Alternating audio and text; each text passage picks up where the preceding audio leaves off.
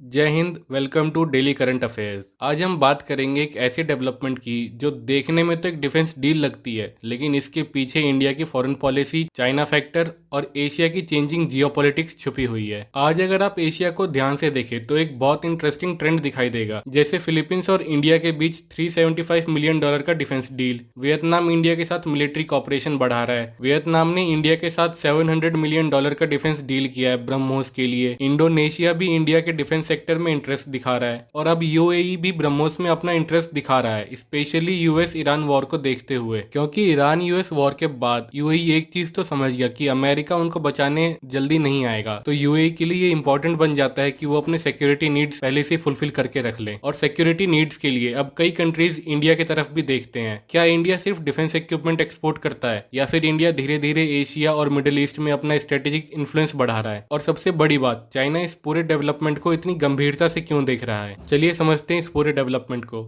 सबसे पहले मैप पर आते हैं।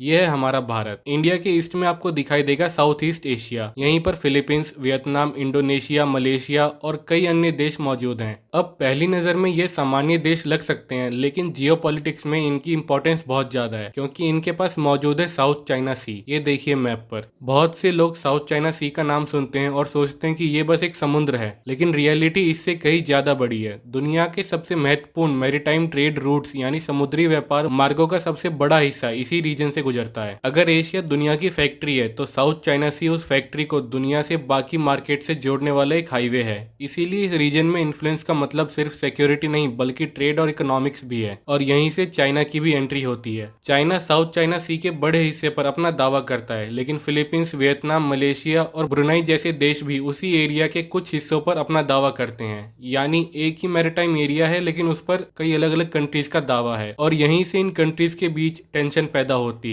तो आसियान कंट्रीज के लिए इंपॉर्टेंट हो जाता है कि वो अपनी सिक्योरिटीज रिक्वायरमेंट फुलफिल करके रखें। पिछले कुछ सालों में फिलीपींस और चाइना के बीच कई मैरीटाइम कन्फ्रंटेशंस देखने को मिले हैं। इसका मतलब ये कि साउथ चाइना सी में कई बार ऐसा हुआ है कि चाइनीज कोस्ट गार्ड और फिलीपींस वेसल एक ही एरिया में पहुंच गए और दोनों कंट्रीज उस एरिया पर अपना दावा करती हैं। इसीलिए साउथ चाइना सी में टेंशन हमेशा बढ़ जाती है। वियतनाम भी लंबे समय से चाइनीज प्रेशर को लेकर चिंतित रहा है। अब आप खुद ही सोचिए, अगर आप फिलीपींस या वियतनाम के पॉलिसी मेकर होते तो क्या चाहते? आप यही चाहते कि आपके पास ऐसे पार्टनर्स हो जो आपकी सिक्योरिटी कैपेसिटी को स्ट्रेंथन करें, मजबूत बनाए, आपके बॉर्डर सिक्योर हो और आपको आपकी टेरिटरी यूज करने के लिए किसी की परमिशन न लेनी पड़े। और इन कंट्रीज की इन्हीं सिक्योरिटी नीड्स की वजह से इंडिया का रोल महत्वपूर्ण हो जाता है। लेकिन इंडिया अचानक से साउथ ईस्ट एशिया में इतना एक्टिव क्यों हो गया? इसका जवाब हमें इंडिया की एक्ट ईस्ट पॉलिसी में मिलता है। एक्ट ईस्ट पॉलिसी का सिंपल मतलब है कि इंडिया चाहता है कि ईस्ट एशिया और साउथ ईस्ट एशिया के साथ उसके इकोनॉमिक, पॉलिटिकल और स्ट्रेटेजिक रिलेशंस मजबूत हों। यानी इंडिया सिर्फ ट्रेड पार्टनर नहीं बनना चाहता, इंडिया ट्रस्टेड सिक्योरिटी पार्टनर भी बनना चाहता है। और इसी कॉन्टेक्स्ट में ब्रह्मोस डिप्लोमेसी की चर्चा शुरू होती है। अब यहाँ पे एक इंपॉर्टेंट टर्म यूज होता है, डिफेंस एक्सपोर्ट। डिफेंस एक्सपोर्ट का मतलब है जब कोई देश अपने डिफेंस प्रोडक्ट्स दूसरे देश को बेचता है तो उसे डिफेंस एक्सपोर्ट कहा जाता है। लेकिन जियोपॉलिटिक्स में डिफेंस एक्सपोर्ट सिर्फ बिजनेस नहीं होता। मान लीजिए किसी देश ने इंडियन डिफेंस सिस्टम खरीदा तो उसके बाद training, maintenance, technical support, military exchanges और स्ट्रेटेजिक डायलॉग भी बढ़ते हैं। यानी एक डिफेंस डील धीरे धीरे स्ट्रेटेजिक पार्टनरशिप में बदल जाती है। यही वजह है कि अमेरिका, रशिया और फ्रांस जैसे देश सिर्फ डिफेंस इक्विपमेंट नहीं बेचते, इसके जरिए वो दूसरे देशों के साथ अपने इन्फ्लुएंस और रिलेशन भी मजबूत करते हैं। अब जैसे इंडिया और फ्रांस के बीच राफेल डील हुई थी, उसके बाद इंडिया और फ्रांस के रिलेशन में काफी मजबूती दिखाई दी है। और डिफेंस एक्सपोर्ट के मामले में अब इंडिया भी इसी दिशा में आगे बढ़ रहा है। सबसे पहले फिलीपींस के साथ बड़ा डिफेंस एग्रीमेंट देखने को मिला। इससे एक सिग्नल गया कि इंडिया अब सिर्फ डिफेंस इंपोर्टर नहीं रहा, अब इंडिया डिफेंस एक्सपोर्टर भी बन गया है। इसके बाद वियतनाम के साथ कॉपरेशन बढ़ा।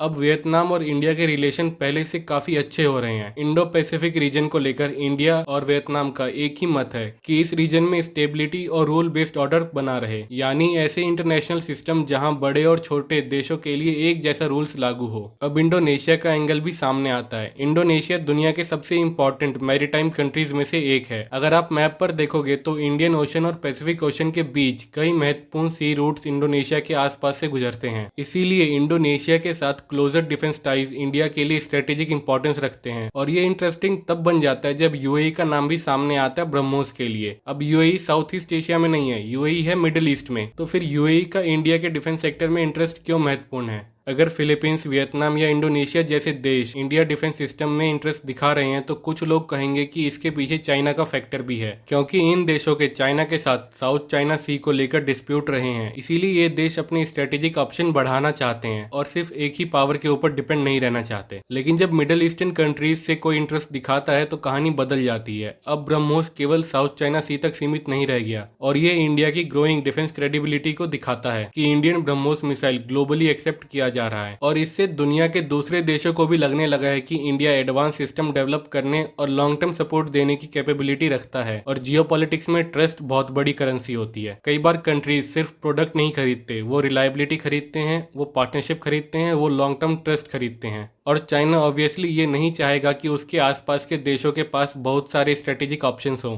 कि आज साउथ ईस्ट एशिया में कई देश बैलेंसिंग स्ट्रेटेजी अपना रहे हैं। वे चाइना के साथ भी ट्रेड करते हैं, अमेरिका के साथ भी रिलेशंस रखते हैं और इंडिया के साथ भी स्ट्रेटेजिक कॉपरेशन बढ़ाना चाहते हैं। अब इंडिया के लिए ये सिर्फ एक बिजनेस अपॉर्चुनिटी नहीं है, ये स्ट्रेटेजिक अपॉर्चुनिटी भी है, क्योंकि हर सक्सेसफुल डिफेंस पार्टनरशिप इंडिया के डिप्लोमेटिक इन्फ्लुएंस को भी बढ़ाती है। और यही वजह है कि इंडिया केवल प्रोडक्ट एक्सपोर्ट नहीं कर रहा, इंडिया रिलेशनशिप भी एक्सपोर्ट कर रहा है, ट्रस्ट भी एक्सपोर्ट कर रहा है और इन्फ्लुएंस भी बिल्ड कर रहा है। अगर आप इस पूरी डेवलपमेंट को एक लाइन में समझना चाहे तो मामला सिर्फ ब्रह्मोस का नहीं है। मामला ये है कि एशिया और मिडिल ईस्ट के कई देश अब इंडिया को सिर्फ एक बड़ी इकोनॉमी के रूप में नहीं बल्कि एक ट्रस्टेड स्ट्रेटेजिक पार्टनर के रूप में भी देखने लगे हैं। और अगर ये ट्रेंड आने वाले वर्षों में बढ़ता है तो इंडिया की ग्लोबल जियोपॉलिटिकल पोजीशन पहले की तुलना में कहीं ज्यादा मजबूत दिखाई देगी। अब इस पूरे डेवलपमेंट पर आपकी क्या राय है? क्या इंडिया सिर्फ डिफेंस एक्सपोर्ट बढ़ा रहा है या फिर एशिया और मिडिल ईस्ट में अपना स्ट्रेटेजिक इन्फ्लुएंस भी एक्सपेंड कर रहा है? अपने ओपिनियंस कमेंट में जरूर बताएं, मुझे पढ़कर समझ आएगा कि आप लोग क्या सोचते हो। Thank you for watching the video.